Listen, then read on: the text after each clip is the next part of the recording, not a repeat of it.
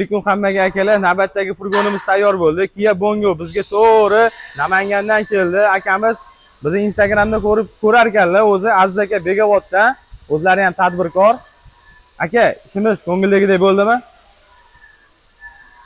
İşlaringiz zo'r ekan. Hammasi vaqtida bo'ldi. Katta rahmat Baxtiyor aka. Kelishilgan vaqtda kelishib olib qolgandik. Ozgina ko'ngilsiz holat bo'ldi. Ko'ngilsiz holat nima deganda, mana shu joyda ozgina bolalar ishlashgan paytida svarka tegib qopti. Akaga va'da berdik, ikkita bokovoyni almashtirib beradigan bo'ldik. O'zimizni yonimizdan, o'zimiz cho'ntagimizdan bolalarni ozgina be'tiborsizligi. Xullas furgon balandligi 1.90 bo'lgan, uzunligi 3.20 bo'lgan. Biz bu akaga mana shu joydan ulab berganmiz. Furgonni mana shu yerdan ulaganmiz. Uzunligi bo'yicha hamma joyi but-butun bo'lgan. Orqa tomon darvozalari, hop ko'rib turganingizdek, ham dugalariga ham bitta e'tibor berasizlar. Xullas ichki tomoni ham but-butun bo'lgan. Bu list o'zimizda bor. Butun listda.